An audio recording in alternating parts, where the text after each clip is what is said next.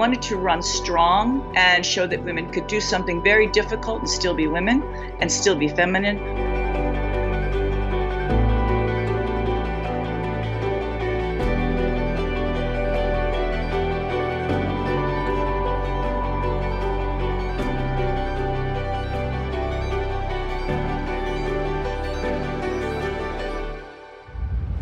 He regaled me with stories of the greatest day in his life, which was the Boston Marathon.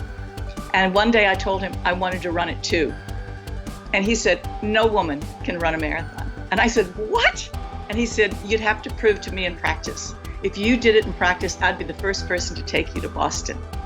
So the bet was on. We began running together hard. And one day we ran 26 miles. He said, "I don't believe it. You look great." And I said, "And I don't believe we measured this course right. Let's run another 5 miles." And he said, "You can run another 5 miles?" I said, "Sure, can't you?" And he goes, I guess." We ran 5 more miles. And at the end of the workout, he passed out. And when he came to, he said, "Women have hidden potential in endurance and stamina."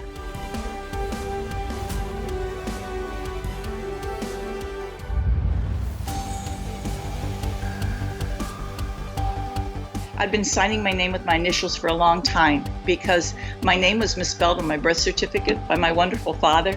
I wasn't doing anything to defraud them. That was how I signed my name.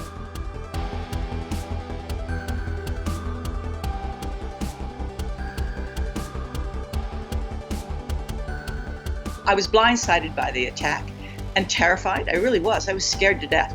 And I tried to get away from him, but he kept coming after me and cursing at me, get the hell out of my race and give me those numbers, and kept trying to rip off my bib numbers, 261, and pulling them off. See the corner there? He got the one on my back, but I kept both of them the entire race. The race director attacked me at about 1.5 miles simply because I was a woman and because I was wearing a bib number. He thought I was making a mockery of his race. He thought I was there being a clown and a show-off. He was angry because he was also an overworked race director. He was protecting his domain. And frankly, because he was a product of his time.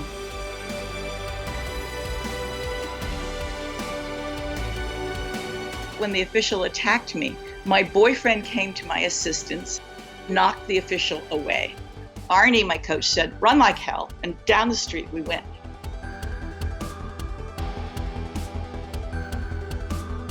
I was thinking for a split second, should I step off the course?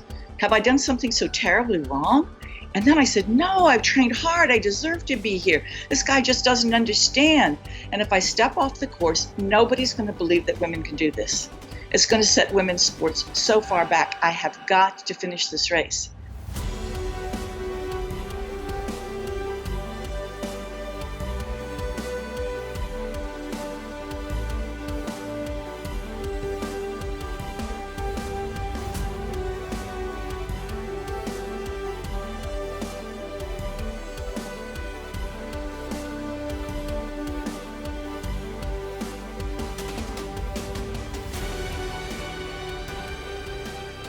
In 1973, he came up to me on the starting line of the race, planted a big kiss on my cheek, turned me around to the bank of TV cameras and said, "Come on, lass, let's get a wee bit of notoriety."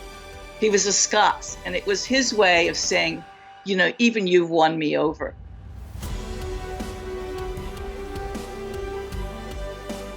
I found myself approaching my 70th birthday and the 50th anniversary of my 1967 run with the notion that I really could run the Boston Marathon again. And so I took 18 months out and trained hard and ran on the 50th anniversary and only ran 20 minutes slower than I did when I was 20. And it was so much fun because I stopped 13 times. I hugged every little girl I could find. I did 8 interviews, came across the finish line with the sensation that we have changed history. Here on the streets of Boston, we have in 50 years gone from one woman wearing a bib to 12,000 women wearing a bib. Women who now run and are empowered and are changing the world and changing their own lives.